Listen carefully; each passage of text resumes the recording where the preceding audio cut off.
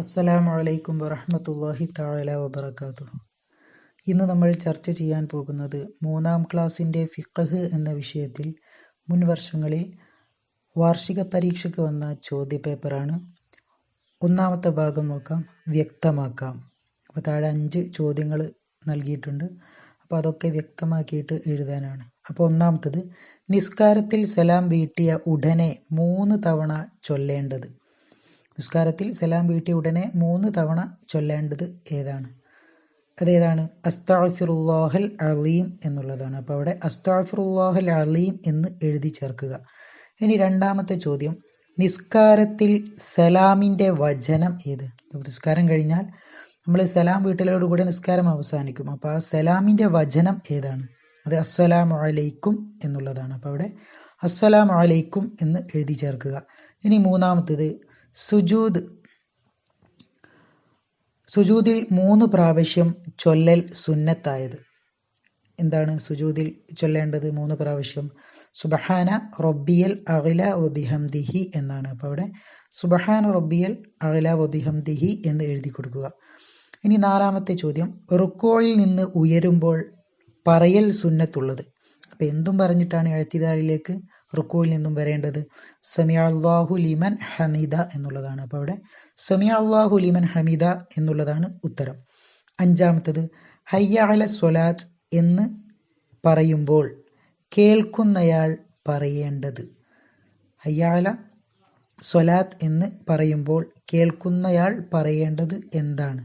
അപ്പോൾ നമ്മൾ പഠിച്ചിട്ടുണ്ടാവും ബാക്കിയുള്ള എല്ലാ ലഫ്ദിലും അതുപോലെ തന്നെ അതെന്താണ്? അല്ലാഹു അക്ബർ എന്ന് പറഞ്ഞു കഴിഞ്ഞാൽ അല്ലാഹു അക്ബർ എന്ന് തന്നെയാണ് നമ്മൾ പറയേണ്ടത്. പക്ഷേ 2 കാര്യങ്ങളിൽ ഒഴികെ ഏതൊക്കെയാണ്? ഒന്ന് ഹയ്യ അല സ്വലാഹ് എന്നതിലും ഹയ്യ അലൽ ഫലാഹ് എന്നതിലും നമ്മൾ പറയേണ്ടത് ലാ ഹൗല വലാ ഖുവത ഇല്ലാ ബില്ലാഹിൽ അലിയിൽ അലീം എന്നുള്ളതാണ്. അപ്പോൾ അവിടെ ലാ ഹൗല വലാ ഖുവത ഇല്ലാ ബില്ലാഹിൽ അലിയിൽ അലീം എന്ന് എഴുതി കൊടുക്കുക. ഇനി രണ്ടാമത്തെ ഭാഗം നോക്കാം, യോജിച്ചവ ചേർക്കാം. അപ്പോൾ താഴെ ഒരു ബ്രാക്കറ്റ് കാണാം. ആ ബ്രാക്കറ്റിൽ കുറേ വാക്കുകൾ ഉണ്ട്. അതിൻ്റെ താഴെ 6ഓളം ചോദ്യങ്ങളുണ്ട്. അപ്പോൾ ഓരോ ചോദ്യത്തിനോടും യോജിച്ചത് ബ്രാക്കറ്റിൽ നിന്നും എടുത്തെഴുതാനാണ്. അപ്പോൾ ആദ്യം നമുക്ക് ഒന്നാമത്തെ ചോദ്യം നോക്കാം. കുനിയൽ എന്നാണ് അർത്ഥം. അപ്പോൾ എന്തിനാണ് കുനിയൽ എന്ന് പറയുക? അപ്പോൾ അതാണ് അവിടെ എഴുതാനുള്ളത്. അപ്പോൾ ആദ്യം നമുക്ക് ബ്രാക്കറ്റിലുള്ളതൊന്ന് വായിച്ചു നോക്കാം. ഒന്നാമത്തത്, 7 തവണ കഴുകണം. രണ്ടാമത്തത്, വുളൂഇൻ്റെ ഷർത്തുകൾ. അടുത്തത് റുക്കൂഅ്. പിന്നെ വെട്ടുകിളിയുടെ ശവം. അത്തുമഅ്നീനതു, സുജൂദ് ചെയ്യണം.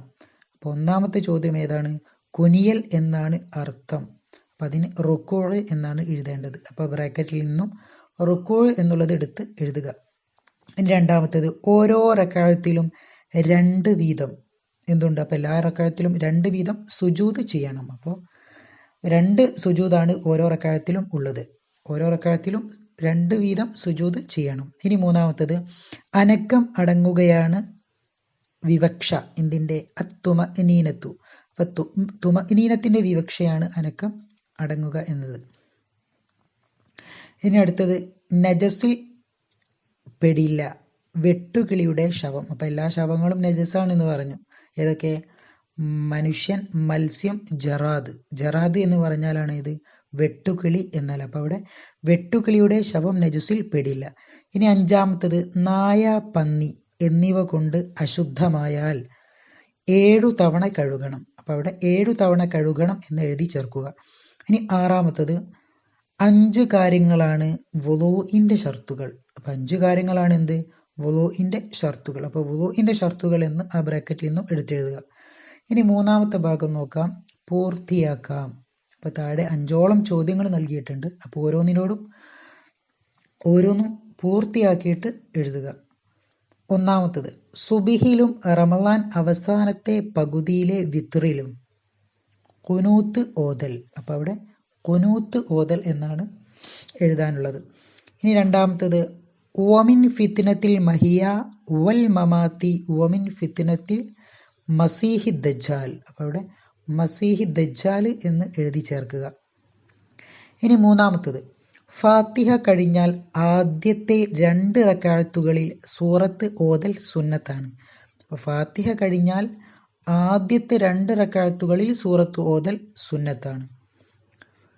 ഇനി നാലാമത്തത് റുക്കൂഇൽ നിന്ന് ഉയർന്നു ആദ്യ അവസ്ഥയിൽ എത്തിച്ചേരുന്നതാണ് ഇഅ്തിദാൽ. അപ്പോൾ റുക്കൂഇൽ നിന്നും ഉയർന്ന് ആദ്യത്തെ അവസ്ഥയിലേക്ക് എത്തിച്ചേരുന്നതിനാണ് എന്ത് പറയുക? ഇഅ്തിദാൽ എന്ന് പറയുക.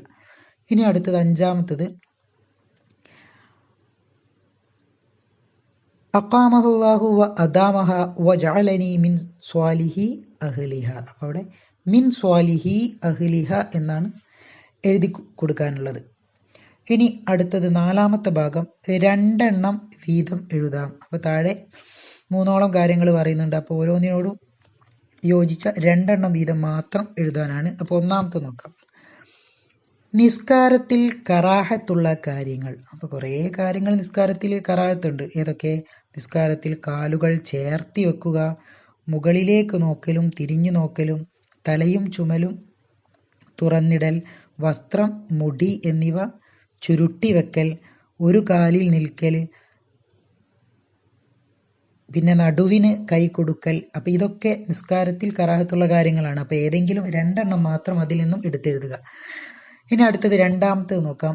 നിസ്കാരം നഷ്ടപ്പെടുന്ന കാര്യങ്ങൾ. അപ്പോൾ നിസ്കാരം നഷ്ടപ്പെടുന്ന കാര്യങ്ങൾ ഏതെങ്കിലും 2 എണ്ണം എഴുതുക. ഏതൊക്കെയാണ്?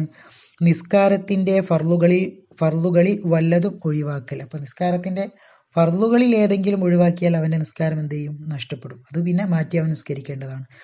പിന്നെയോ ഏതെങ്കിലും ഷർത്തിന് ഭംഗം വരിക. അപ്പോൾ ഏതെങ്കിലും ഷർത്ത് ചെയ്തിട്ടില്ലെങ്കിൽ അവൻ്റെ നിസ്കാരം എന്താവും? ബാത്തിലാകും. ഇനി 2 അക്ഷരമോ അർത്ഥമുള്ള 1 അക്ഷരമോ ഉച്ചരിക്കുക. അപ്പോൾ നിസ്കാരത്തിൽ പെടാത്ത 2 അക്ഷരമോ അല്ലെങ്കിൽ അർത്ഥമുള്ള 1 അക്ഷരമോ ഉച്ചരിക്കുക. അടുത്തത് തുടർച്ചയായി 3 തവണ അനങ്ങുക. ഉമിനീർ അല്ലാത്ത ഏതെങ്കിലും വസ്തു ഉള്ളിലേക്ക് പ്രവേശിക്കുക. ഇതൊക്കെ നിസ്കാരം നഷ്ടപ്പെടുന്ന കാര്യങ്ങളാണ്. അപ്പോൾ ഇതിലേതെങ്കിലും 2 എണ്ണം മാത്രം എഴുതി കൊടുക്കുക. മൂന്നാമത്തത് വിസർജന മര്യാദകൾ. ഏതെങ്കിലും 2 എണ്ണം എഴുതുക. കുറേ പഠിച്ചിട്ടുണ്ട് അല്ലേ?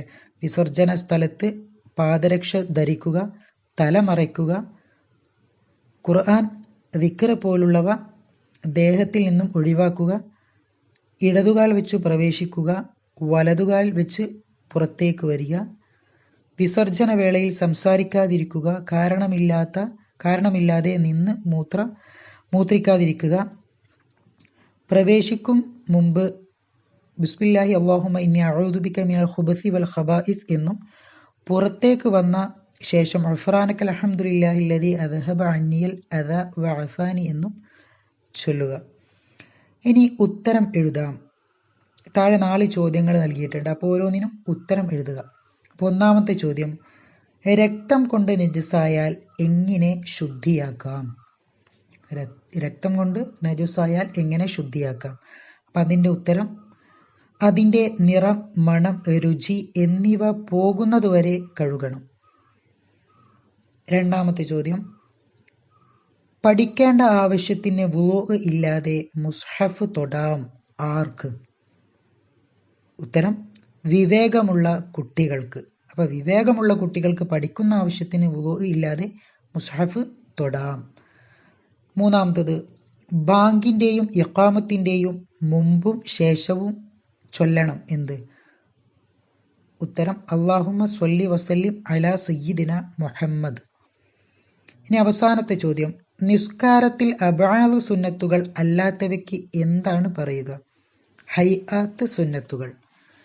അബ്ആദ് സുന്നത്തുകൾ അല്ലാത്ത സുന്നത്തുകൾക്ക് പറയുന്ന പേരാണ് ഹൈആത്ത് സുന്നത്തുകൾ. അബ്ആദ് സുന്നത്തുകളിൽ ഏതെങ്കിലും ഒന്ന് വിട്ടുകഴിഞ്ഞാൽ അതിന് സഹുവിൻ്റെ സുജൂദ് ചെയ്യണം എന്നൊക്കെ നമ്മൾ എന്താക്കിയിട്ടുണ്ട്? പഠിച്ചിട്ടുണ്ട്.